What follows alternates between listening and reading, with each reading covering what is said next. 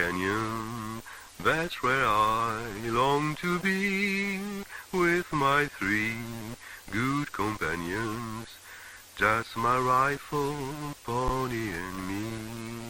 Micro-ciné, bonjour ou bonsoir, ça va dépendre de l'heure à laquelle vous allez découvrir cette nouvelle émission. Ça prouve bien que nous montons sur les dates d'enregistrement des émissions, parce que hier, vous avez vu l'émission avec Kefren et j'avais une voix claire. Et aujourd'hui, j'ai une extinction de voix. Ça ne peut pas arriver en quelques heures, donc ça veut dire qu'effectivement, il y a comment dire, des espaces entre deux enregistrements. Donc, je vous prie de bien vouloir m'excuser pour cette petite extinction de voix. J'en suis vraiment désolé. Mais on est là pour la dernière. Et il s'avère que pour la dernière, Romain a décidé de me convier à cette dernière. Donc, et m'a demandé de choisir un film de John Carpenter. Je rappelle, depuis maintenant, depuis 4 jours, on explore l'œuvre de John Carpenter, un cinéaste très important pour Romain, que vous connaissez, qui est venu souvent sur la chaîne, qui a sa propre chaîne YouTube, qui est aussi professeur de philosophie et qui enseigne le cinéma. Tout se trouve dans le descriptif de la vidéo. Après avoir discuté avec Nicolas de la chaîne Artopolis sur New York 1997, après avoir discuté aussi avec Jude Melon autour de l'antre de la folie, hier il a discuté avec Ephraim Montout sur Christine. Et aujourd'hui, donc c'est avec moi, j'ai effectivement choisi un petit film, on va en parler. Et donc c'est un peu spécial comme configuration aujourd'hui parce que tu dois un peu prendre les rênes, animer cette émission. C'est très très spécial. Je voulais juste te remercier parce que c'est pas tous les jours, donc ça me plaît, ça m'intéresse. Et puis maintenant, je te laisse le micro. C'est à toi. Waouh, c'est chaud, c'est très chaud. C'est très impressionnant. Alors, déjà, je voulais te remercier déjà d'avoir accepté l'exercice parce que et en plus, tu as un petit souci de voix aujourd'hui et c'est le jour où tu vas devoir le plus parler. Donc c'est dur, Ouais. c'est difficile pour toi, ça tombe mal. Mais justement, ça va être intéressant. Moi, l'idée, en fait, quand même, pour te dire pourquoi je t'ai choisi, quand même, pourquoi je t'ai demandé Oui, aussi, c'est vrai. parce que c'est la question que tu poses de manière un peu rituelle sur les 4 épisodes. Exactement, mais je suis tellement égocentrique que je me dis que c'est normal qu'il qu'il me choisisse. Donc, qu'est-ce qui a fait que tu aies voulu en discuter, en découdre avec moi sur Carpenter et puis ensuite je parlerai du film que j'ai choisi Ouais. et pour quelle raison. Bah, en fait, parce que enfin, moi, je t'entends, en tout cas sur ta chaîne, on t'entend finalement peu.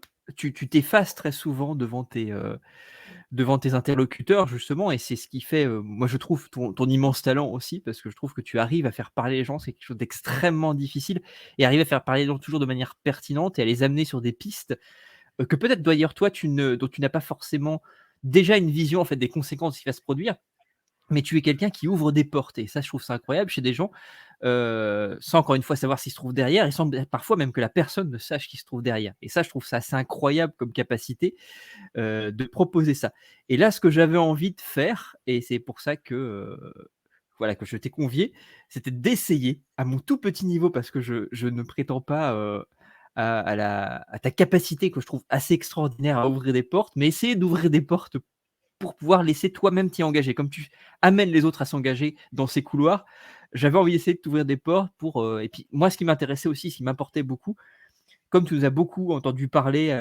moi et mes interlocuteurs de notre amour de Carpenter, par le prisme des différents films qu'on a choisis, moi j'avais aussi envie d'avoir ta perception, ton approche de Carpenter. Parce que ça, on a déjà parlé de Carpenter d'ailleurs avant, parce qu'on avait fait Oui, aussi sur ta chaîne The Thing aussi. Et moi, ça me paraît, c'est toujours quelque chose que je me pose. On avait fait Cronenberg aussi, on avait parlé de Nolan avec Le Prestige. Et à chaque fois, en fait, quand on sort de l'entretien qu'on a tous les deux, je me pose toujours la question, mais qu'est-ce qu'en pense Samir? En fait, c'est une vraie question que je me pose à chaque fois. Et des fois, je me suis posé la question très souvent en me disant, j'aimerais bien faire une émission retour où on inverse les choses. Et je me suis dit, là, oui, c'est la bonne occasion de le faire.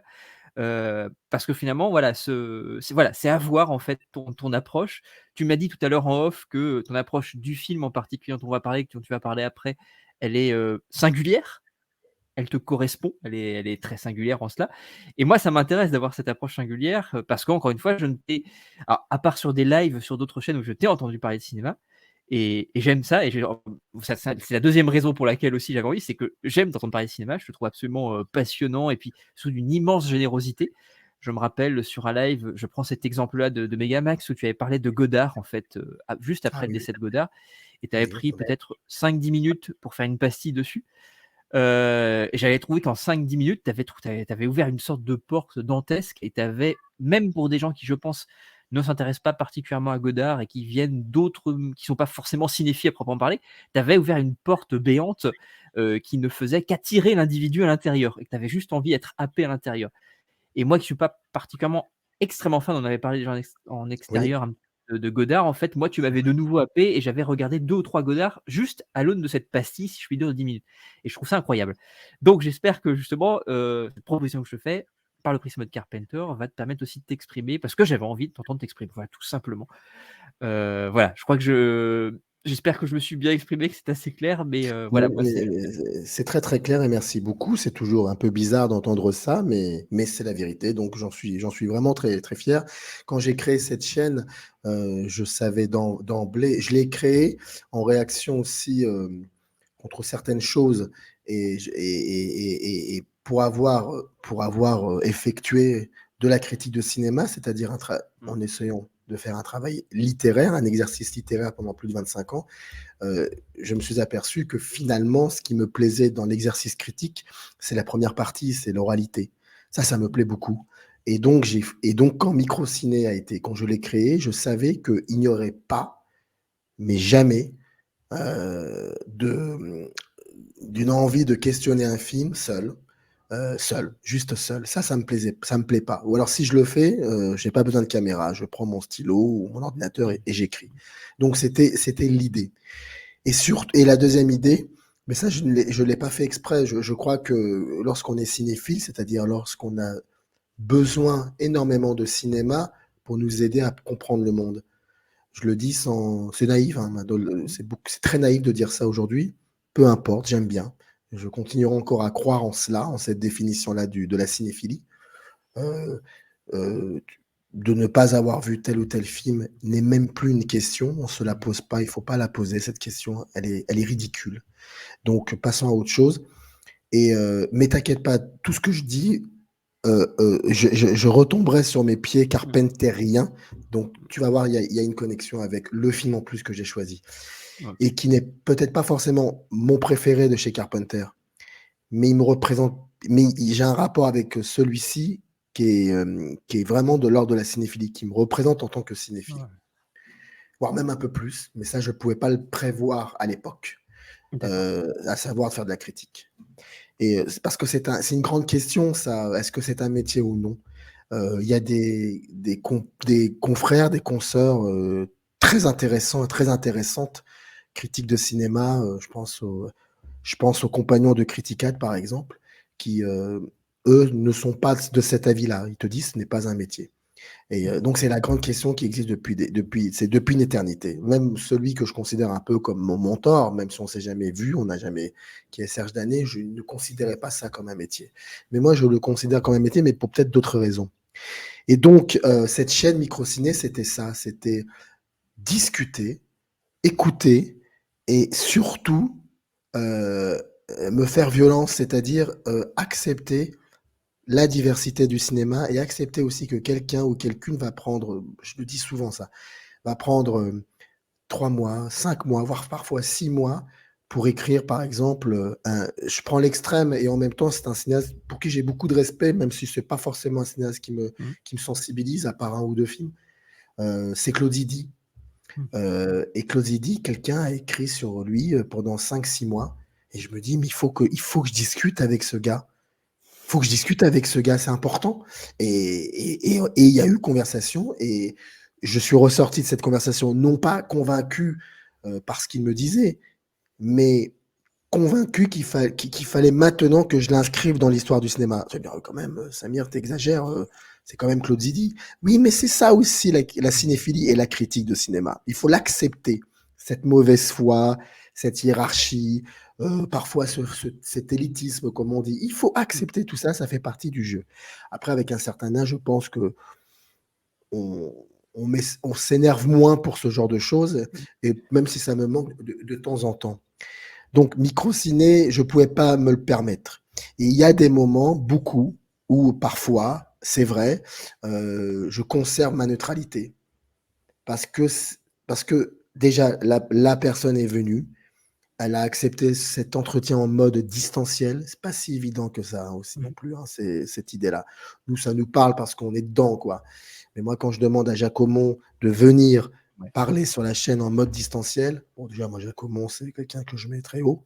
C'est quelqu'un dont je lisais les livres dans les années 90, important, et qui accepte. Je me dis, bon, on va poser quelques questions et puis surtout, on va l'écouter. C'est important. Et donc, il y avait beaucoup de cela. Et j'ai l'impression parfois aussi que, prenons ton exemple. Je sens une envie de parler, de parler, de parler, de parler. Je me dis: «Pourquoi je vais constamment lui couper la parole? Ça m'intéresse pas, il faut que je l'écoute». Et puis quand je l'écoute, voilà, on apprend des choses aussi. Donc c'est dans cette idée-là. Alors effectivement, quand je suis invité ailleurs, c'est assez rare, certes, c'est un peu différent. Chez notre ami Megamax, c'est un rôle que j'endosse. C'est un peu différent tout ça. Mais pour en arriver au film que j'ai choisi de John Carpenter, en fait, John Carpenter n'est pas forcément un cinéaste, important dans mon histoire du cinéma. C'est très drôle, très étrange peut-être. C'est un putain de cinéaste, il y a rien à dire. Mais ça reste encore quelqu'un qui est un peu éloigné de mon histoire du cinéma. Et hem et c'est aussi pour cela que Microciné existe, tu vois? C'est pour, heu, c'est pour aller voir un peu, toutes ces personnes qui ont écrit ou qui ont des choses à dire, pas forcément qui ont écrit, mais Mmh. qui ont des choses à dire sur tel ou tel cinéaste qui sont importants. Dario Argento n'est pas dans mon histoire du cinéma. Cronenberg, beaucoup plus, et encore, c'est une période. Mais je me dis: «On va discuter et puis il y a des choses à se dire et ça va être intéressant». Mmh. Donc tu vois? Mais tu m'entendras jamais refuser une invitation. Je l'ai fait qu'une seule fois, mais c'était pour des raisons justes, parce que l'invité qui était venu, avait écrit un bouquin sur un cinéaste que j'apprends à réaimer de nouveau, qui s'appelle Claude Sautet. Mmh. Et cet auteur-là, bon, malheureusement, enfin, n'a comment dire? A une manière de regarder le monde qui ne me correspond pas du tout. C'est un monde étriqué pour lui, un monde sans l'autre, sans l'étranger, et ça me plaît pas. Mmh. Ouais. Donc c'est la seule fois où j'ai refusé, où je lui ai envoyé un mail. C'est la seule fois et je fais ce que je veux, donc il y a Mmh. aucun problème Bien sûr. là-dessus. Donc voilà. Mais chez Carpenter, si tu veux, je vais te raconter une histoire.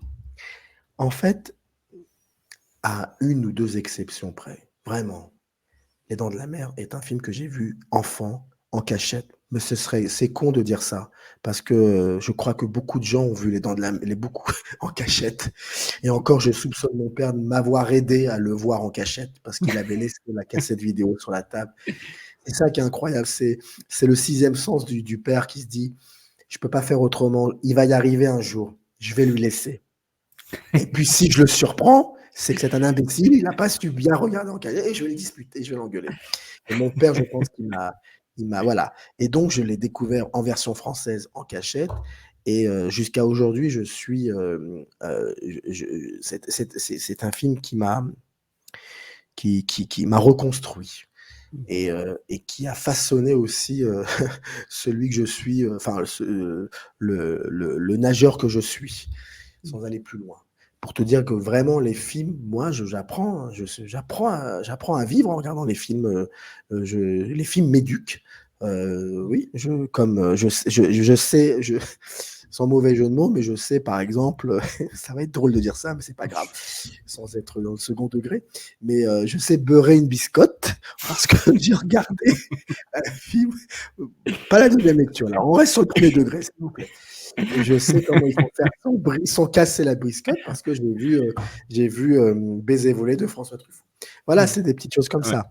Et il y a un film, chez John Carpenter, moi, qui m'avait vraiment, qui a été, important pour moi, c'est The Fog, et c'est le film que j'ai choisi parce que, The Fog fait partie de ces nombreux films d'horreur, d'épouvante, que je n'ai pas vus enfant, ou voire entre l'enfance et l'adolescence. Beaucoup de grands films, je les ai vus beaucoup plus tard. Parce que j'avais un papa qui était très dur sur ça et qui m'empêchait de regarder ça. Et donc, mais tous ces films-là, je les connaissais déjà parce que mon cousin, qui n'a que 3 ans de plus que moi, me les racontait. Tu vois, on en arrive à The Fog, tu vas voir. Tu vois, Ouais, on non, mais arrive à sur la question un peu ce que tu disais tout à l'heure sur la question de l'oralité, qui est quelque chose de premier, bah je trouve ça voilà, hyper intéressant, voilà. on arrive à la séquence d'ouverture de The Fog. Ouais, Qu'est-ce bien qu'on sûr. voit dans la séquence d'ouverture de The Fog? Bah, tu vois, j'ai même préparé des petites captures parce que c'est important. Mais regarde, tu vois, on voit ça. Voilà, on voit ça. Mmh. On voit ça. Bon, bah, moi, ça me parle.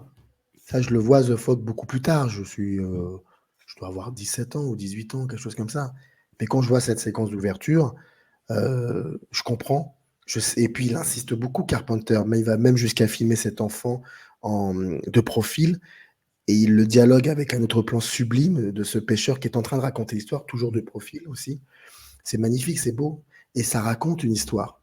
Et moi, c'est ça uniquement, rien que ça pour moi, le cinéma.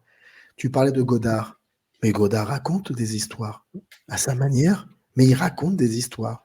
Ça, c'est. Là, on parle d'un cinéaste, là, pour le coup, très important dans mon histoire du cinéma. Très, très important. J'étais vraiment triste le jour de sa mort. J'étais triste parce que je suis comme cet orphelin qui finalement s'aperçoit qu'il n'y aura plus de films qui vont m'aider pour le coup, non pas à regarder le monde, mais à regarder le cinéma. Parce que c'était ça, Godard. Et donc, en revenant à cette histoire, cette séquence d'ouverture, The Fog, c'est quelqu'un qui raconte une histoire, une histoire qui va nous permettre de comprendre un peu pourquoi le film prend cette orientation ensuite. Et l'idée qu'une personne raconte une histoire, c'est le passeur. Il transmet quelque chose. Et ça, pour moi, c'est d'une importance capitale.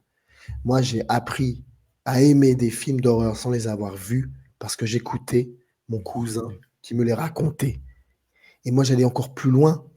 C'est que je lui demandais, décris-moi exactement comment par exemple, décris-moi exactement comment Michael Myers tue sa première victime. Comment ça se passe?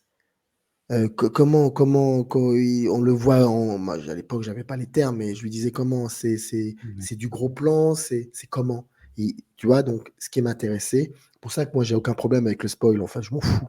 Ce qui m'intéressait finalement, c'était la construction. C'est ça, c'est la mise en scène, en fait. Donc voilà, pour moi, The Fog, pourquoi The Fog? Parce que déjà ça, et ça renvoie aussi aux cinéphiles, ça renvoie aussi à comment j'ai pu me comment le cinéma, comment un certain cinéma est entré chez moi. Le cinéma d'horreur est entré comme ça. Et ça, et pour moi, c'est une connexion parfaite. Donc voilà pourquoi The Fog. Ouais. Dans un premier temps. Quand tu dis justement que Carpenter est assez loin finalement, enfin est un petit peu éloigné de ta cinéphilie, ton histoire, on va dire personnelle du cinéma ou ta relation avec le cinéma, tu le considères vraiment comme étant radicalement différent du reste de la filmo de Carpenter? Ou il y a quelque chose qui fait que pour toi ce film, au-delà de ta relation très personnelle, ta découverte avec, est-ce que tu considères que sur l'ensemble de sa filmographie, c'est un film qui ressort vraiment, qui est très différent du reste? Tu trouves qu'il y a une approche particulière et singulière qu'on retrouve pas dans le reste de sa filmo? Et autre question, peut-être dans la foulée aussi, quand tu disais que c'est pas ton film préféré, est-ce qu'il y a des films chez Carpenter que tu préfères et pourquoi tu les considères comme étant meilleurs, si je puis dire, que celui-ci? Alors non, je pense que The Fog s'inscrit parfaitement dans la continuité carpenterienne. Je crois Carpenter est un auteur dans le sens où le mot auteur, c'est-à-dire que on pourrait prendre son premier et son dernier film, on y verrait des incohérences. C'est Melville qui disait ça. Prenez le premier, prenez le dernier film d'une filmographie, vous verrez qu'il y a des similitudes. Après, ce qui change, c'est parfois la technologie, parfois des petites nuances sur la direction, sur comment il regarde la comédienne ou le comédien, ou sur sa manière de raconter une histoire. Quand Martin Scorsese fait ce film incroyable qui s'appelle Bringing Out the Dead, je crois, avec Nicolas Cage. Ça part dans tous les sens. La caméra, elle est complètement, elle est droguée, cette caméra. Mais quand on enlève tout ça, on s'aperçoit qu'en fait, il nous refait Taxi Driver. Et puis la preuve, c'est que Schreider est au scénario. Enfin, on voit des choses. Donc ça, moi, j'essaie d'enlever tout ça et je dis bon, il y a un truc. Donc The Fog, oui, non, The Fog, ça s'inscrit parfaitement. Après, si je devais, par exemple, te dire, voilà, quel est le film, pour le coup, que je trouve extraordinaire, mon film parfait chez Carpenter, il y en aurait deux. Il y a un que tu aimes, que tu adores, que je pense est ton préféré, c'est The Thing. Alors celui-là, c'est vraiment un film que je regarde très souvent, hein, très très souvent. C'est impressionnant, hein. Impressionnant. On va en parler aussi pourquoi c'est impressionnant. Et Prince des Ténèbres. Mais Prince des Ténèbres, c'est extraordinaire parce que Prince des Ténèbres est un film d'horreur qui se déconstruit au fur et à mesure qu'il avance. C'est incroyable, je trouve, Carpenter. Et même en voyant The Fog, qui n'est pas forcément un film, pardonne-moi du mot, mais qui est peut-être pas suffisamment ambitieux comme les autres films. Quand tu vois The Thing et que tu vois The Fog, tu vois des choses qui... Tu vois que c'est évident dans The Thing, tu vois que le gars, il est à l'aise et il va très loin et c'est très ambitieux. The Fog, ça l'est de temps en temps. Par exemple, les 12 premières minutes de The Fog sont particulièrement incroyables. Il reprend exactement ce que Hawks fait avec Rio Bravo au début. Et le début de Rio Bravo, c'est du muet. Quand John Wayne arrive dans le saloon, on n'entend pas parler. On entend juste la petite musique, mais ça, c'est pas grave. On est dans le muet. C'est pour ça que ça n'a jamais existé, le cinéma muet. C'est un cinéma bruyant. Il y a toujours eu de la musique. Et donc, mais il ne se parle pas. Personne parle. Et Hawks filme ça. Parce qu'il rappelle aussi qu'il vient du muet. Et ben, il fait exactement ça, Carpenter. C'est incroyable cette séquence où le brouillard arrive pour la première fois et puis les objets commencent à vivre, à se manifester. Mais je veux dire, ça, c'est fascinant. Après, quand tu vois le reste du film, bon, tu vois que il y a des moments, ça n'est pas aussi ambitieux que les 10 premières minutes, mais ça reste quand même un film vraiment intéressant pour le coup. The Thing, tu te dis à un moment, stop, faut qu'on arrête. C'est trop ambitieux. J'arrive plus à suivre. C'est impressionnant jusqu'au dernier plan, The Thing, jusqu'au dernier plan. Donc, si The Fog est un film de Carpenter, ça c'est juste, enfin, le contraire serait débile, ne serait-ce que dans la manière de composer un cadre, ne serait-ce que dans la manière aussi de construire la peur. On en parlera après, j'imagine. La même manière de construire la peur que dans ses précédents films. Cette manière aussi qu'il a de faire surgir parfois des choses complètement anodines. Il y a un plan très très simple et très fascinant en même temps. C'est quand Janet Leigh, moi tu sais, j'oublie souvent les noms des personnages. Donc, mais par contre, les actrices, les acteurs, je les vois. C'est quand Janet Leigh arrive dans l'église avec son assistante et il cherche le père Malone, joué par Al Holbrook. Et elle le cherche, elle le trouve pas, et puis lui surgit comme ça d'un seul coup. C'est très drôle et en même temps c'est assez effrayant. Ça, c'est du Carpenter craché. Donc oui, c'est exactement ça. Après, pour répondre à ta question, Prince des Ténèbres et The Thing, pour moi, c'est vraiment des films passionnants. Surtout Prince des Ténèbres, qui est un film que je continue encore, il continue encore à me stimuler, ce film-là. Et alors pourquoi justement avoir choisi plutôt pour le coup le alors film, oui, pardon, ce film-là pour le coup pardon, The Fog, je l'ai choisi parce que comme je te disais, il est exactement l'archétype de ce que j'imaginais quand j'étais gosse et qu'on me racontait ces histoires de films d'horreur. Et quand je l'ai découvert la première fois, The Fog, à un âge où il est quand même difficile d'avoir peur, je pense, eh bien, j'ai eu quand même des sensations assez incroyables. Je me disais, mais c'est fou, c'est exactement ça. C'est vraiment ça. Donc, il y a un rapport à ma cinéphilie qui est très importante, une cinéphilie qui est imaginée, fantasmée. Et The Fog fait partie des rares films qui ne m'ont pas déçu quand je l'ai découvert. Il y a le rapport à l'oralité dès le début de l'émission, dès le début du film. Il y a de cela aussi. Et puis, il y a aussi autre chose qui, avec le temps, est devenu important pour moi.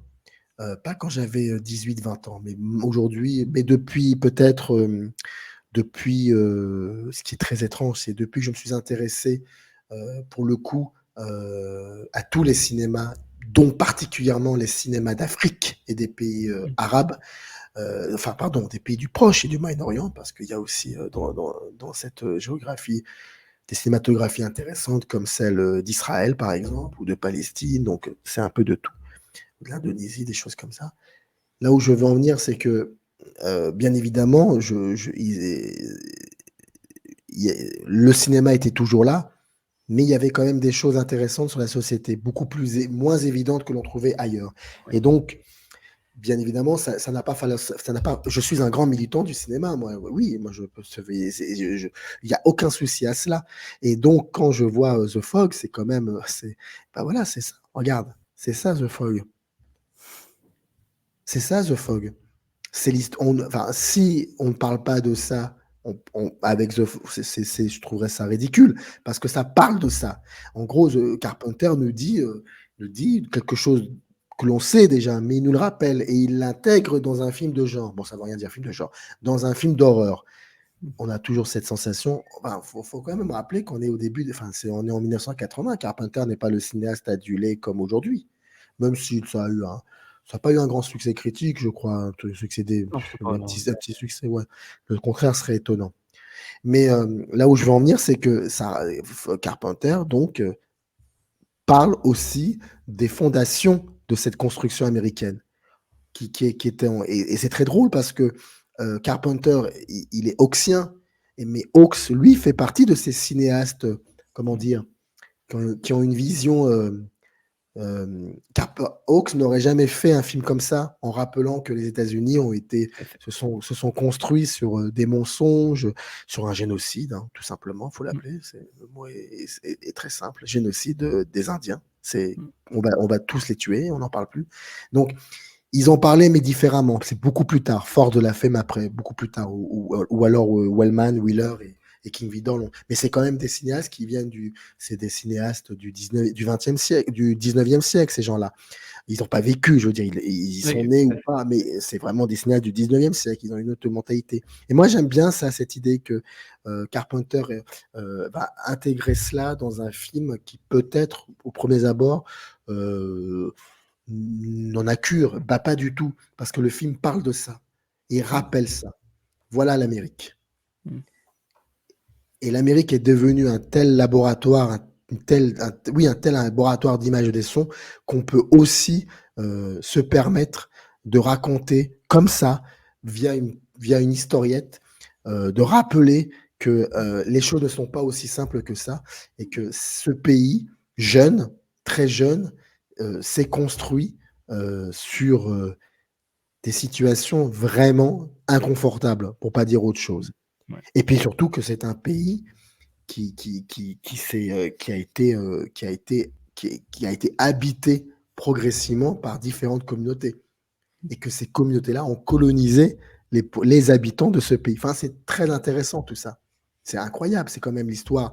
The Fog raconte quand même l'histoire d'une communauté qui a cette malencontreuse malchance d'abriter en son sein des lépreux, dont un qui est immensément riche, mais qui est lépreux et qui veut juste être accueilli dans cet endroit-là, dans cette ville, et on le lui refuse, et puis il va se passer quelque chose qui fait que les nobles de cette ville vont faire en sorte que toute cette communauté soit détruite. Mais on va quand même garder leur argent. Et voilà comment on construit un pays, comment on construit des fêtes, des traditions. Et c'est pour ça que le père Malone, dont son grand-père a fait partie de cette bande de salopards qui ont détruit cette communauté, nous honorons des criminels. C'est passionnant, je trouve. Ouais.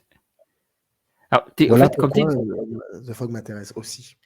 Alors, je vais revenir après sur le côté finalement, tous les questionnements politiques qui se trouvent derrière, qui sont extrêmement importants, tu as raison, parce que c'est fondateur même du récit. Globalement, en fait, le récit est structuré par ça et fonctionne là-dessus. Il y a juste une petite question que je vais te poser dans un premier temps, juste pour revenir sur ce que tu as dit par rapport à l'enfance. Je voulais te demander, pour toi, en quoi on pourrait dire que The Fog est une sorte d'initiation au fantastique? Parce que il y a tout un rapport à l'enfance, au retour à l'enfance, tu parlais de l'oralité. À la base, c'était Christopher Lee qui devait interpréter ce prêtre à la base, d'ailleurs, c'était la première idée de Carpenter, donc une sorte de retour au fantastique gothique anglais notamment, à la Meur. C'était un truc qu'il avait déjà d'ailleurs fomenté pour Halloween, il avait demandé dans un premier temps, mais il n'avait pas le budget, il aurait voulu que ce soit à la place de Donald Pleasance, qui est d'ailleurs au demeurant absolument génial, mais c'était Christopher Lee. En quoi, pour toi, voilà, The Fog est un film d'initiation au fantastique? Je En sais pas si quoi ma il est un formulation est non, non, mais si, si, c'est très bien formulé. En quoi ce serait, une initiation, bah, écoute, mais parce que j'avais cette sensation que le film, heu, j'en ai un peu parlé avec la séquence d'ouverture. Pour moi, c'est vraiment ça. J'ai cette sensation-là. C'est un décor très intéressant avec, un feu de camp et quelqu'un qui a vécu, qui raconte quelque chose à des enfants, dont un qui est extrêmement attentif.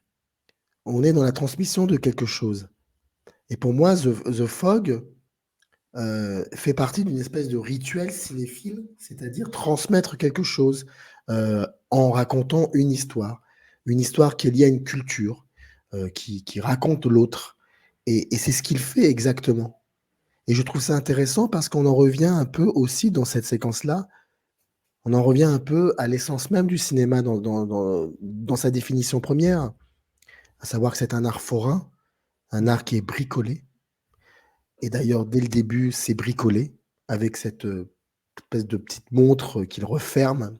Il y a un côté bricoleur qui est passion qui est donc il crée une mise en scène en faisant cela. Il utilise le décor, il utilise ce qu'il y a autour de lui pour renforcer cette mise en scène. Il est dans la construction d'une image cinématographique. Il fait son cinéma et à côté de cela, il raconte une histoire. Il raconte une histoire en étant toujours dans une mise en scène. Il sait comment la raconter, il utilise une tonalité qui est particulière, il sait qui regarder à ce moment-là, il sait comment contrôler les silences. Moi, tout ça, c'est pour moi, c'est une initiation, c'est une initiation au cinéma.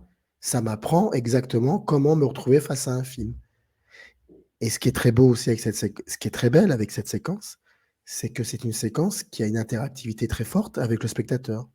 Ça me questionne moi en tant que spectateur, parce que je suis cet enfant-là. Je suis cet enfant-là. Je suis cet enfant qui regarde Carpenter me raconter une histoire et m'en mettre plein les yeux. Moi, je moi, je suis dedans. Moi, c'est pour moi, il y a tout ce qu'il faut. C'est intéressant, pour le coup. et C'est comment méta, justement comme il disent alors justement, les autres. comment, bah, quand tu parles de méta, justement, comment pour toi, effectivement, tu parles comment Carpenter articule justement ce passage de la petite histoire, si je puis dire, qu'on raconte au coin du feu et qu'il la lie immédiatement? Comment il la lie? Il y a une liaison entre la petite et la grande histoire, en fait, justement. Comment pour toi, dans le film de Carpenter, il y a cette jonction qui se produit entre, encore une fois, cette petite histoire racontée, cette transmission de fait et la transmission d'une grande histoire? Tu sais, il y a cette séquence où, hem, il y a 2 séquences qui se chevauchent. Tu as, Tom Atkins et Jamie Lee Curtis qui, se sont retrouvés qui cherchent enfin Tom Atkins cherche désespérément son ami qui a un bateau qui s'appelle le Seagrass, je crois Mmh. et ils finissent par le retrouver.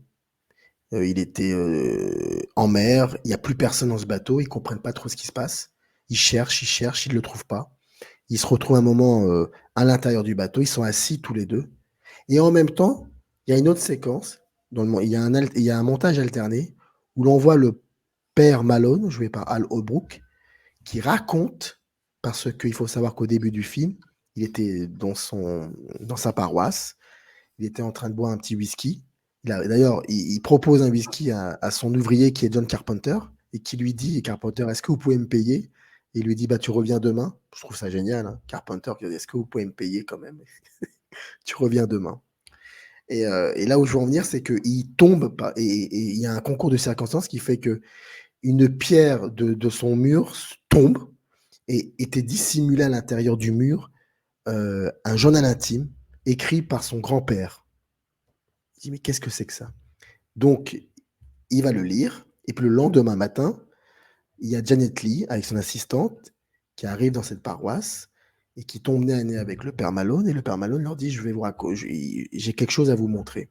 Donc tu as la séquence où le père Malone assis à table leur raconte, leur lit des extraits du journal intime, donc la communauté, les lépreux, la richesse Et puis il finit par dire, c'est ce plan où il finit par dire, nous honorons des criminels. Donc ça, c'est la grande histoire américaine, Mm. alternée avec la séquence où tu as Tom Atkins et Jamie Lee Curtis qui sont assis, et lui, il lui raconte une histoire, mais personnelle, qui est arrivée à son père. T'as vu ce que fait? C'est extraordinaire quand même, Carpenter, sur ce coup-là. Et voilà la petite histoire, alternée avec la grande histoire, et voilà la passerelle. Et c'est génial ici. Ah, mais c'est vrai, tu as totalement raison, hein, cette intrication des différentes narrations à différents niveaux, à différentes couches, avec cette transmission par l'oralité qui est assez géniale dans le film, en fait, et qui fait que finalement, là où il paraît être simple, finalement, je fais juste une petite parenthèse, mais où le récit semble assez simple, en réalité, il est extrêmement complexe, en fait. Il y a quelque Oh chose oui. il y a quelque chose de l'ordre presque, tu parlais de méta, mais de poupée russe, d'intrication, de quasiment d'effets de tiroirs dans des tiroirs dans des tiroirs. Et ça rend effectivement le film absolument fascinant quand on va au-delà finalement de cette première couche qui est déjà géniale en fait de narration qui est vraiment très infinie. J'entendais récemment Arnaud Bordas qu'on parlait dans une émission, il expliquait que pour lui c'est le premier film de Carpenter qu'il a montré à ses enfants en disant que c'était pour lui le Carpenter qui était finalement le plus abordable pour des enfants dans une certaine mesure, dans la mesure où effectivement c'est un film qui n'est pas excessivement violent, il a une manière de traiter la peur qui est très enfantine aussi. Alors justement, tu parlais un tout petit peu de la peur tout à l'heure. Comment pour toi, comment tu décrirais la manière dont Carpenter met en scène la peur au sein de ce film-là pour le coup? Et est-ce qu'elle est différente d'ailleurs dans les autres est-ce que c'est différent de cette manière de traiter la peur dans The Fog? Est-ce que c'est différent de ce qu'on a pu voir avant, par exemple dans Halloween, ou après, par exemple dans The Thing, dans Prince des Ténèbres, tu citais tout à l'heure? Il y a toujours chez Carpenter, pour le coup, tu parlais de scénarios complexes, mais je suis d'accord avec toi. C'est vrai que moi, je pense que, bon, avec les émissions que nous avons faites, et puis depuis quelque temps, et j'avais même reçu un écrivain qui avait écrit sur Carpenter. Enfin, depuis quelque temps, j'ai revu des Carpenter, et j'avais oublié beaucoup de choses. J'avais par contre, par exemple, j'avais oublié que je pense que tous ces scénarios sont complexes à Carpenter, vraiment tous. Mmh. Même dans la construction de sa musique, c'est complexe, voire même beaucoup plus loin. Et ça m'emmène progressivement à ta question, à savoir que il a une manière, Carpenter, de construire, euh,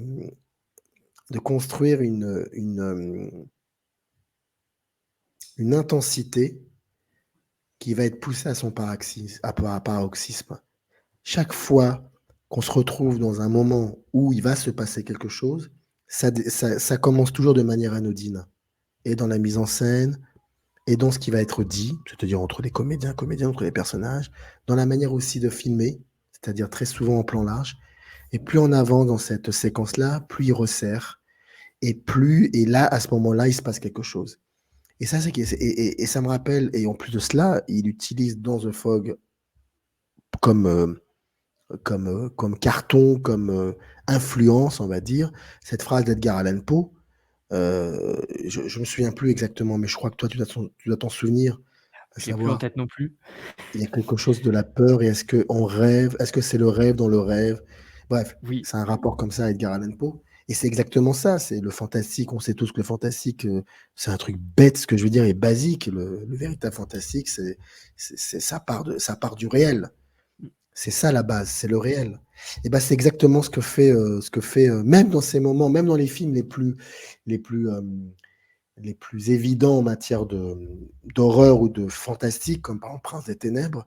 On sait qu'on est dans une situation très surnaturelle, on le sait, mais il y a une manière comme ça qu'il a de construire. Après, je crois ça va se perdre cela. Quand tu vois dans les années 80, milieu des années 90, ça va un peu se perdre. Je dis pas que c'est mieux ou pas. Par exemple, moi, tu vois, par exemple, j'aime beaucoup, j'aime beaucoup Ghost of Mars. Je sais pas si Ouais. je suis un des rares à l'aimer, J'aime je sais beaucoup pas, aussi, ouais. mais voilà, je trouve que c'est un film incroyable, incroyable, incroyable. Bon, là, c'est autre chose, il est parti dans un autre délire. Ou Vampire, que j'aime beaucoup aussi. Mmh. Donc, mais ça, c'est vraiment des films contemporains. Je veux dire, ça, je les ai vécus, ces films-là. Je suis allé au cinéma. Le jour où, Ghost of Mars, je l'ai vu en projection de presse. Donc, tu vois, c'est des films contemporains. Là, ça serait une autre manière de parler de Carpenter à ce moment-là. Et parce qu'on voit que le glas est sonné, hein, avec ces films-là, et que c'est comme si là, il va jusqu'où. Je pense que beaucoup de Carpenteriens lui ont reproché cela, à savoir, tu nous as fait des films incroyablement complexes, tu les as suffisamment travaillés, cadrés, et tu nous donnes maintenant Ghost of Mars et Vampire qui sont bâclés. Mais non, c'est pas ça du tout. Chaque film parle aussi de son auteur, de ce qu'il est à ce moment-là, de comment il voit le cinéma, comment il voit le monde. Bon, bah, c'est différent. C'est vraiment totalement différent. Je referme la parenthèse. Mais donc, c'est ça pour moi, la construction de l'horreur pour lui. Et je voulais te montrer ça. Voilà. Tu vois? Alors ça, je crois que c'est... Le film dure 1 heure et demie, donc on doit être à 45 ou 50 minutes. Oui. Et en fait, c'est l'actrice Adrienne Barbeau, c'est qui joue Stevie Wen, qui est DJ, animatrice d'une radio, en haut d'un phare. Ça, c'est génial, je trouve. Et d'ailleurs, c'est son fils que l'on voit au début du film, regard hébété, écoutant attentivement l'histoire racontée par ce pêcheur. Donc Steve, le fils de Steve a trouvé sur la plage un bout de planche en bois Ouais. où il y a écrit, je crois, Den, quelque chose comme ça. Et en fait, ça fait partie du bateau qui a brûlé au 19e siècle et qui abritait cette communauté de lépreux. Et donc, le fils lui donne à sa maman, et puis elle, après, elle va au travail, et elle pose cette planche en bois sur des étagères de cassettes, je crois. Et ces cassettes sont raccordées, enfin, à côté des cassettes, il y a un autoradio, je crois, je sais plus. Et en fait, cette planche commence à se liquéfier. De l'eau commence à sortir de cette planche. Et puis ensuite, ça court-circuite et il y a une voix d'outre-tombe qui sort comme ça. Et j'aime bien ce moment-là parce que cette horreur qui démarre de manière extrêmement anodine, il va même utiliser les ressorts du son pour pouvoir travailler sur l'horreur. Et j'aime bien ça. Parce que Carpenter fait des films qui s'écoutent. Et là, pour le coup, on a un exemple frappant. Donc, c'est ça qui est très intéressant aussi chez lui. Et c'est pour ça que The Fog n'est pas un film quelconque, un film plutôt réussi. Non, c'est vraiment quelque chose de très complexe, même dans sa manière de construire l'horreur, en tout cas. Mais je vais rebondir sur ce que tu disais parce que je vais te poser la même question que tu nous as posée, je crois, sur deux Carpenter, au moins sur No Way, surtout sur Christine. Quelle est pour toi l'importance de la musique? Parce que pour le coup, on a vu chez Carpenter qu'il y a, comme Christine, là, pour le coup, il y a beaucoup de musique diégétique, pour le coup, par rapport à la Ouais. radio et notamment au personnage d'Adrienne Barbeau, pour le coup. Quelle est pour toi l'importance? En quoi la musique est importante et comment elle est travaillée par Carpenter au sein de ce film-là? Ah, pour moi, c'est un élément de mise en scène. Là, mais alors, c'est un véritable élément de mise en scène. Le rythme des compositions musicales de Carpenter définit le rythme du mouvement du film. C'est ça qui est fascinant. Il y en a un qui fait ça aussi, mais avec de la musique diégétique, c'est Scorsese. Tout à fait. Alors que, mais je préfère beaucoup plus Carpenter parce que c'est souvent ses propres compositions. Et quand tu regardes le début de The Thing, ça démarre là-dessus, ça démarre par ça, par cette musique. Bon, bah déjà, on est dans une mise en scène parce que ça nous fait construire des images. Et tout de suite après, et pendant 15 minutes, je crois, on va voir que des choses très simples, pas assez détaillées, anodines. Ce chien qu'on a voulu buter, on comprend pas. Et c'est incroyable. C'est ça chez Carpenter. C'est que tu peux avoir vu 45 fois The Thing, et ben tu es toujours surpris quand tu t'aperçois que l'extraterrestre est dans le chien. C'est ça la force de ce cinéma-là. Et donc, la composition musicale, il la pense comme il pense une composition de son cadre. Et c'est l'un des rares cinéastes qui fait ça. Chaplin le faisait aussi. Et ça, c'est fascinant parce que c'est là, pour le coup, c'est vraiment un auteur. C'est ça, un auteur, en fait. Un auteur, c'est pas des films chiants, ça n'existe pas. On dit les films d'auteur, c'est des films chiants. C'est comme ça qu'on dit, je sais pas pourquoi d'ailleurs. Voilà. Et très souvent, on dit film yougoslave, film. Oui, tout à fait. Il faudra quand je m'explique. Mais, et donc voilà. Donc, j'ai répondu assez vite à cette question. Elle est tellement. Parce que moi, la réponse est tellement évidente que. Ah non, c'est vraiment un élément de mise en scène aussi importante que la direction d'acteur. C'est ça où je veux en venir. Et je pense que si on commençait mes amis Vivien Lejeune et Romain Dinsnoy, je pense je suis sûr qu'ils te donneraient une réponse encore plus détaillée sur la manière que Carpenter a de faire dialoguer le rythme de sa composition musicale avec l'enchevêtrement des plans qu'il va mettre en scène. Je suis persuadé qu'il y a de cela. Et ça se voit. C'est ça que ça se voit, ça s'entend. Ce sont des films qui s'écoutent, hein, les films de Oui, Carpenter. c'est vrai que c'est Ah c'est des oui, films de la musique Carpenter et pour moi, c'est vrai que on a un petit peu parlé, mais c'est vraiment une musique de l'inéluctabilité, en fait. Il y a toujours cette sorte exactement. de rythmique de l'inéluctable, comme ce brouillard qui avance, comme ce truc qui va prendre d'assaut quelque chose et effectivement, cette musique, elle traduit extrêmement bien ça et je suis, totalement d'accord Regarde, là-dessus. regarde. C'est pas ses compositions musicales, mais tu vois, ce petit Ouais. moment-là, on parlait de ça des 5-7 premières minutes. Euh, mais pour imaginer ça, je pense qu'il faut aussi être un peu compositeur. Donc tu Et penses que je c'est veux sa dire, formation musicale qui, fait aussi la singularité, si je puis dire, de j'en suis Carpenter, persuadé. ouais, J'en suis persuadé. J'en suis persuadé. C'est vraiment un élément important. Oui, oui, c'est très important. ouais. Je suis d'accord. Et alors je vais basculer sur la question peut-être politique pour revenir un petit peu là-dessus. Alors je saute peut-être du coq à l'âne, mais mais pour moi tout finalement tout est lié aussi dans une certaine mesure. Tu nous as posé la question, donc je vais rebondir sur cette même question. Tu nous as posé cette Ouais. question que j'aimais bien avec Nicolas, qui était de dire: «Est-ce que tu penses que Carpenter est-ce que vous pensez que Carpenter est un cinéaste marxiste?» J'aimerais bien t'entendre là-dessus, en fait, Ah oui, oui, en essayant de tisser du lien avec ce film-là, pour le coup. Est-ce qu'il est aussi politique que les autres? Et est-ce qu'il est aussi, alors je sais pas quand tu parlais de marxisme, si c'était quelque chose de sous-jacent, c'est toi qui fait que pour toi tu l'assimilais quand même au marxisme. Est-ce que tu trouves quelque chose de marxiste au sein de The Fog, si non, je non, puis dire c'était ça par comme ça? rapport à la lutte des classes, par rapport à la Oui, notion. Je n'ai pas beaucoup lu Marx, et je connais très très peu cette période-là, et j'en suis, voilà, mais je sais que je suis en train de, euh, comment dire, de réparer cet oubli. Mais actuellement, mais je sais que mais c'est vraiment en revoyant les films de Carpenter, il y a un rapport avec la lutte des classes qui est très très importante. mmh, Elle n'est pas aussi évidente que ça, c'est-à-dire qu'il y a pas, on voit pas les pauvres et les riches, si je le dis de manière très grossière pour le coup, mais on voit qu'il y a toujours des personnages qui sont opposés à d'autres, et chacun des personnages est défini par ce qu'il est censé représenter. mmh, Et très souvent, il filme ça, Carpenter. Et ce qui est encore plus intéressant, et donc beaucoup plus invisible, c'est qu'à chaque fois, il les intègre dans des histoires qui sont bâtardes, dans des genres qui sont bâtards. Alors qu'aujourd'hui, c'est évident. Je veux dire, ça y est, on a gagné la guerre, c'est bon, on sait ce que c'est. Mais c'est là où je veux en venir. C'est pour ça que je vous posais cette question. Dans The Thing, c'est quand même magnifique. On est dans une communauté, puis chacun a une identité, une couleur. Je parle pas de la couleur de la peau, hein, pas du tout. D'ailleurs, ça, Carpenter, je crois que c'est ça qui est très bien chez Carpenter. C'est que, non pas qu'il n'est pas insensible à ça, mais cette fameuse idée «on est tous pareils», pour lui, elle est tellement évidente qu'il se pose même plus la question. Et c'est ça qui est je trouve ça passionnant aussi. Mais dans The Thing, c'est quand même une communauté. Il faut rappeler quand même que le premier, c'est un remake, qu'à la ouais, base, le film avait été fait contre le communisme. Hawks a fait un film contre le communisme. Hawks, c'est, et Christian Nibi.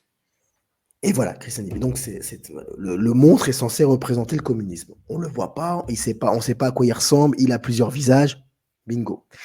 Alors que dans le remake de Carpenter, et d'ailleurs je crois que c'est l'un des rares remakes qui est plus intéressant que l'original, Mmh, il y en a, mais moi, concernant, il n'y en a pas beaucoup. Et là, c'est différent. C'est quand même une communauté. Chacun a son identité, sa couleur. Chacun représente quelque chose, une catégorie. Et il y a de cela. Et je trouve ça particulièrement, c'est génialissime. Donc, moi, je pense qu'il y a de cela. Je n'ai pas bien travaillé la question. Je n'ai pas suffisamment développé. Il faudrait donc prendre le temps de revoir les films en ayant toujours dans la tête ce prisme-là. Et on trouverait quelque chose. Moi, j'ai eu, si tu veux, c'est des fulgurances que j'ai ressenties. Tiens, je me dis, tiens, c'est marrant. Ça, il y a de ça. Dans Prince des Ténèbres, il y a de cela. Dans Christine, il y a de cela aussi. Dans The Fog, un peu moins, certes, mais il y a d'autres films. Il y a Halloween, c'est marrant, ça, quand même. La vie des masques, on est dedans, je veux dire, on est dedans. Il y a des petites choses comme ça.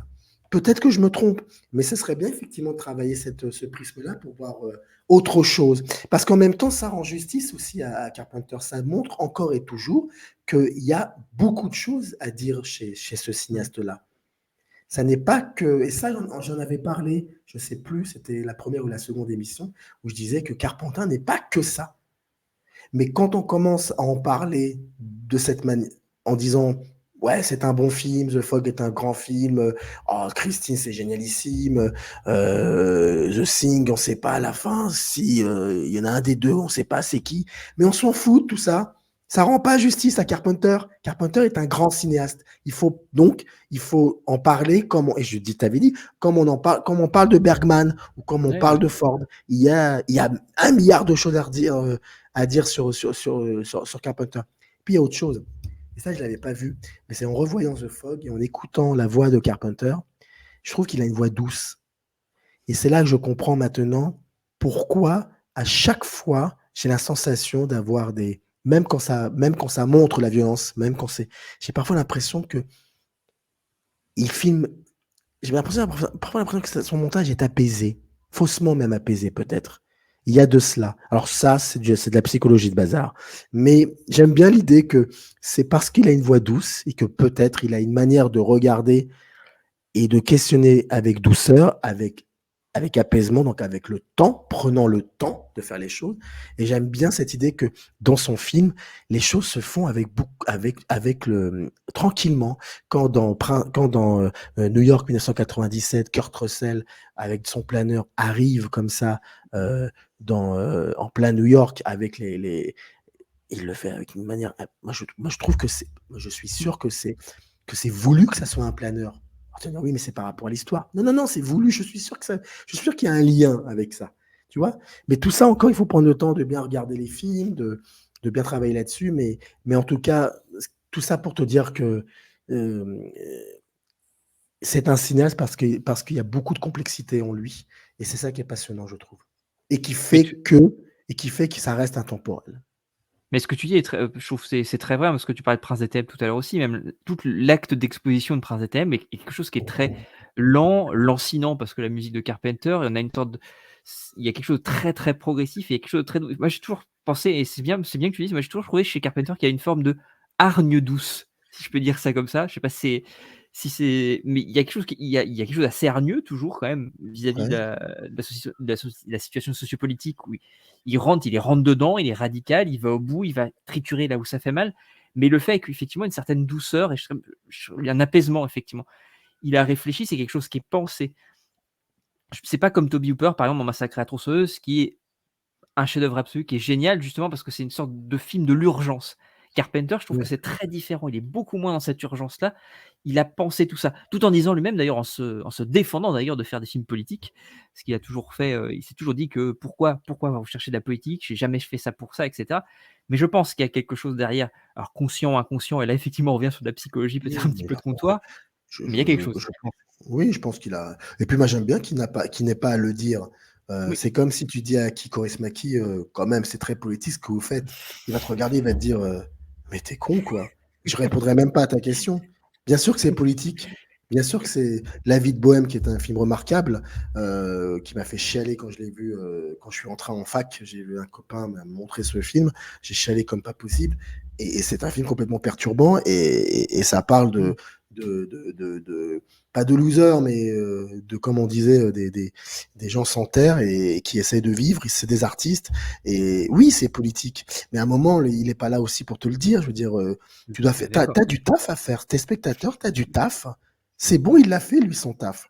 Donc, tu vois, c'est normal, je peux comprendre. C'est comme John Ford. Si tu arrives et tu lui dis, quand même, Sergent Noir, c'est très politique. Il va te dire, il va même pas te Non. parler, d'ailleurs. Il n'aurait même pas parlé. Peter Bogdanovich, qui était quand même pas n'importe qui, avec qui il pouvait avoir des conversations, il lui disait, je suis un cinéaste, je suis un mec qui fait que des westerns. Genre, il sait tout. Enfin, Mmh. The Fabelmans, tu vois, c'est marrant parce que tu dis, on sait jamais ce que tu penses. Alors, The Fabelmans, j'ai fait 5 émissions. Et je crois que tu as des potes qui me disaient, mais en fait, on ne sait pas ce que tu penses de ce film-là. Bon, bah, il s'avère que ce film-là, je le trouve, je sais pas, un chef-d'œuvre. Il y a beaucoup de choses sur lesquelles je suis un peu bon. Mais c'est vrai que il fait partie des films de Spielberg que je trouve peut-être, oui, que je trouve intéressant sur certains aspects. C'est pas grandiose. West Side Story, pour moi, c'est grandiose. Ça, c'est Mmh. énormissime, énormissime. Et j'ai envie de faire une émission rien que sur ce film-là parce que j'ai l'impression qu'il a pas été. C'est lui, c'est ce film-là qui aurait dû avoir la postérité que The Fabelmans a eu. Parce que West Side Story, c'est politique, c'est énormément politique, mais c'est avant tout cinématographique. Et là, Spielberg fait des choses que je n'avais jamais soupçonnées. Ou alors que si, mais plutôt avec certains films comme La Guerre des Mondes. The Fabelmans, qu'est-ce que j'allais dire? Tu vois, j'ai perdu si, j'allais te dire que en fait, eh ben non, j'ai perdu le fil. Voilà, c'est comme ça. Ça fait partie du réel. Voilà, c'est la vie, c'est comme ça. C'est Non, pas parce que tu dis ça. comme disait mon grand-père, si tu as oublié, c'est que c'était pas important. Donc voilà, c'est pas important.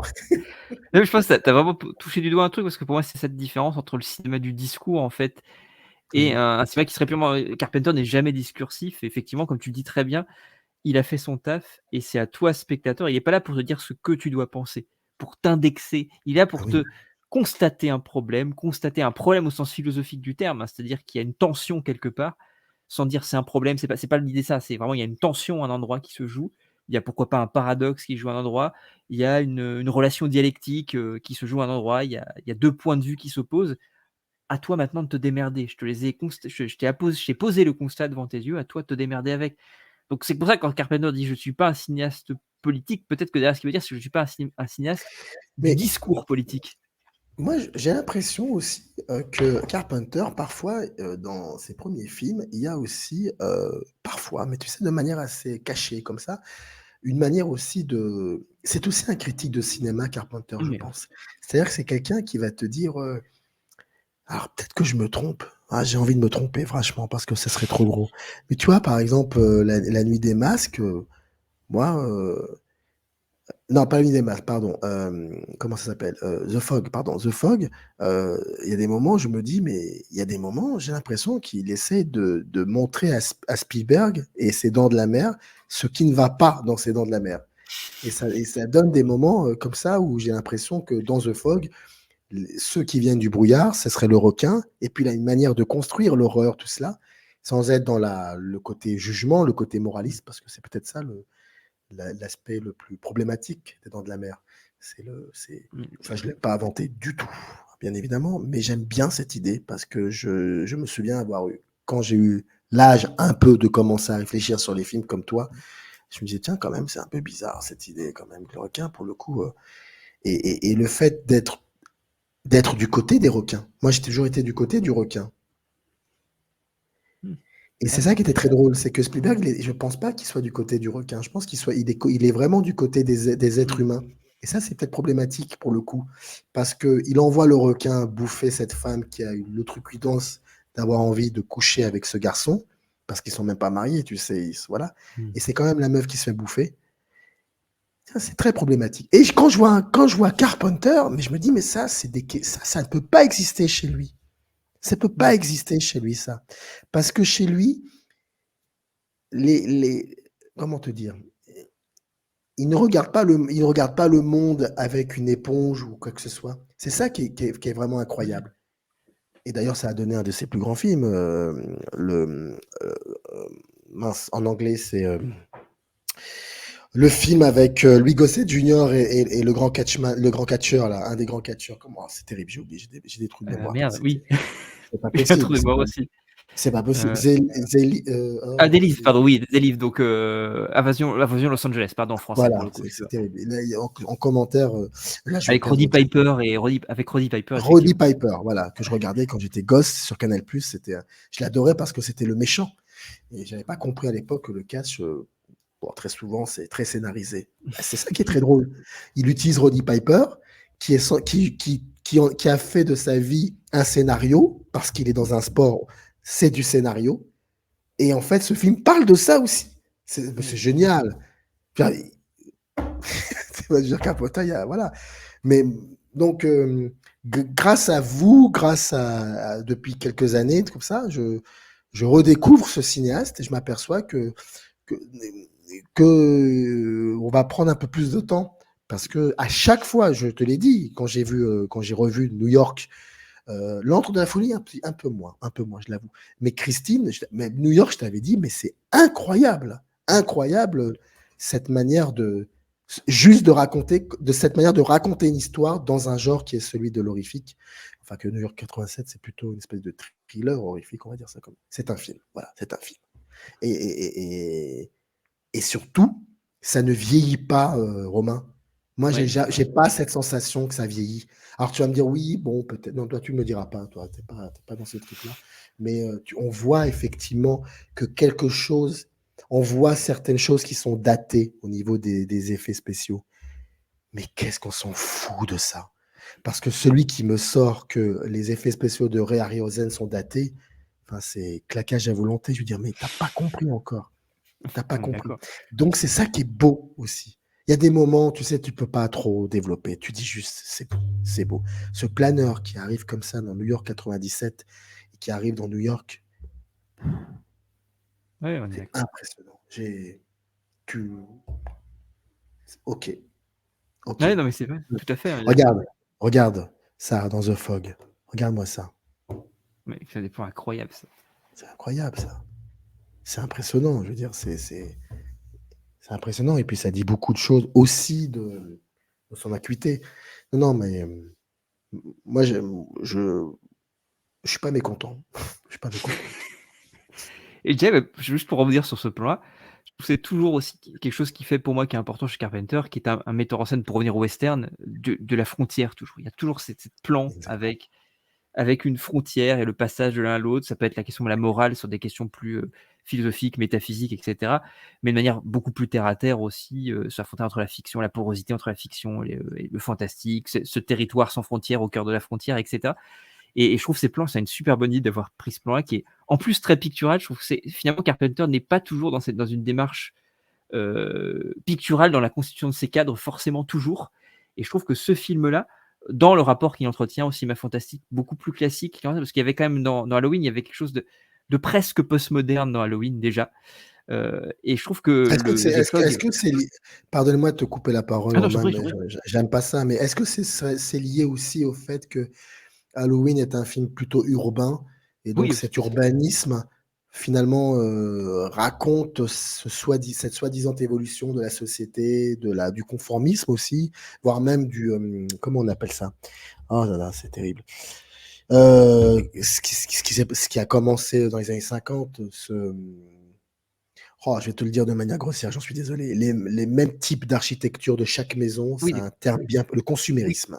oui, oui, Le tout à fait. consumérisme. Est-ce qu'il y a de cela aussi, alors que The Fog, c'est un retour au conte, en fait, aussi. Le Oui, fameux oui. conte, tu sais, l'oralité, Dané, quand il parle du griot africain, il le dit pas avec beaucoup de condescendance. Non, il dit, c'est important, ça raconte des histoires, parce qu'en même temps, il voit des films qui parlent de ça, ceux de Sam Ben, ceux de Djibril, tout ça. Mm.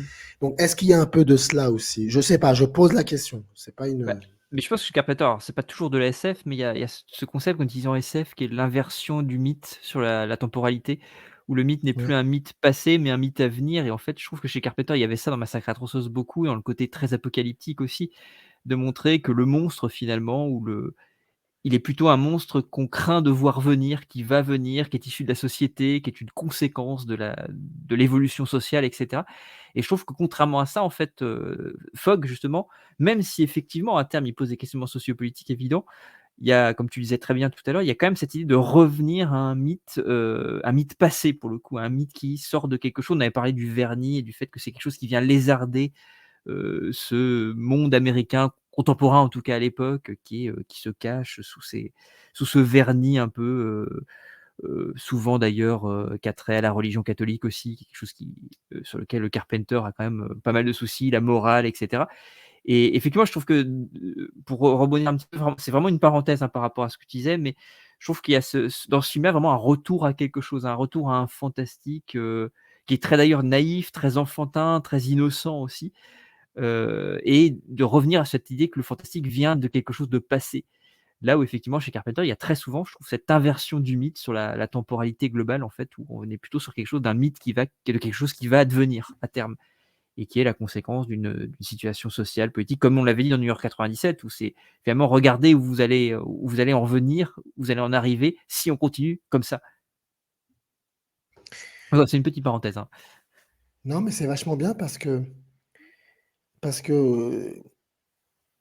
Je comprends mieux maintenant, ouais, je comprends un peu, oui, oui, parce que ça me renvoie aussi, je crois, à un certain cinéma d'aventure, pour le coup, mais d'aventure, tu sais, avec, des résonances fantastiques et je pense à un en particulier qui a été, très important pour moi, que là, pour le coup, j'ai vu quand j'étais gosse Mmh. et que je vois très souvent, c'est Les Contrebandiers de Moonfleet de Fritz Lang. OK.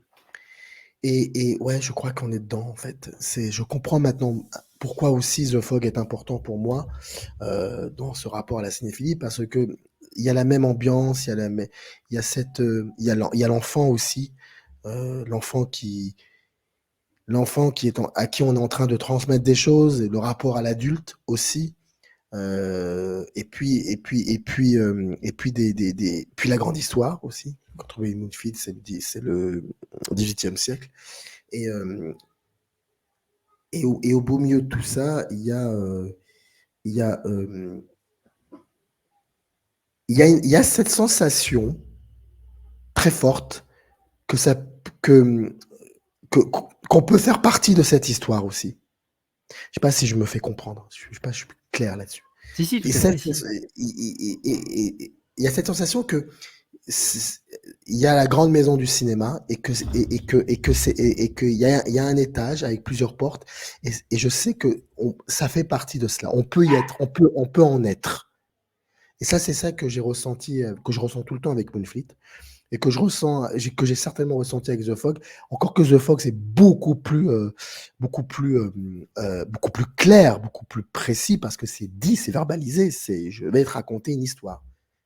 Je vais te raconter une histoire. Mais Et à c'est pas chaque anodin parce que fois, finalement, il a été tourné au même endroit que les Goonies, hein, donc c'est pas, je pense, de oui, d'honneur, hein, donc c'est mais pas. tu vois, les Goonies, ils peuvent être 17 ou 35 ou 45, ça m'intéresse plus. Ouais. Ça m'intéresse absolument pas parce qu'ils ne prennent pas au sérieux la notion d'oralité, la notion de raconter une histoire. Ils ne la prennent pas au sérieux. Et ça, c'est gênant. Parce que j'ai besoin aussi, moi, de prendre le temps de m'installer dans cette histoire.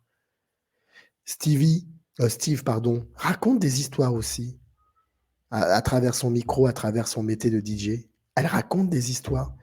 Jamie Lee Curtis, de par son métier, de prendre des photos et de dessiner, ça raconte aussi des histoires.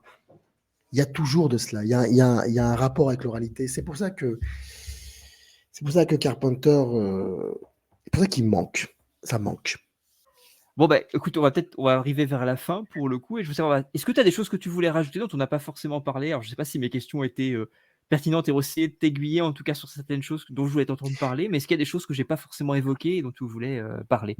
Non, non, parce que j'ai utilisé toutes les images que je voulais utiliser. Je suis très surpris d'avoir parlé autant. Ça fait plus d'1h08 qu'on est là et on s'était dit 45 minutes. Mais ça, c'est toujours comme ça avec nous. Et donc, non, non, en fait, je crois que j'ai plus grand-chose à dire. Je pense que j'ai un peu fait le tour, mais je ne m'attendais pas à en dire autant.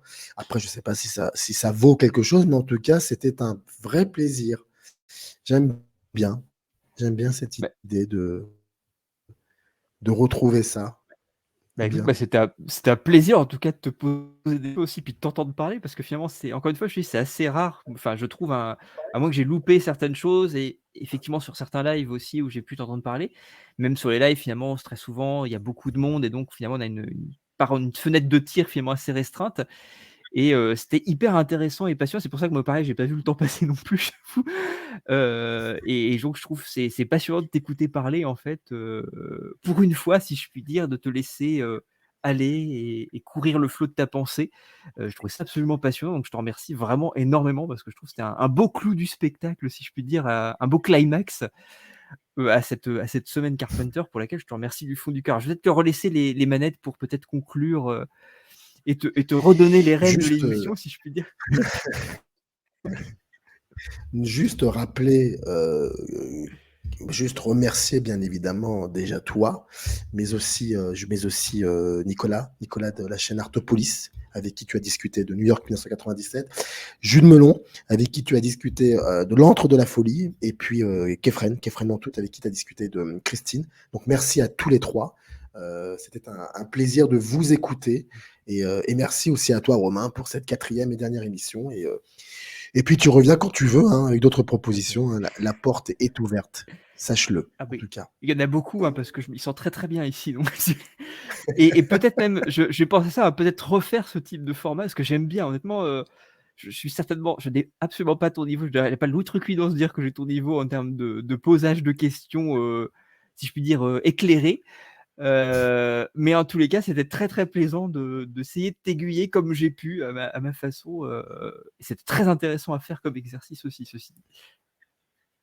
Donc merci à toi. Merci en tout cas. Merci à toi. Et à très vite. Générique. Up arrive in the canyon. That's where I long to be with my three good companions. Just my rifle, pony and me.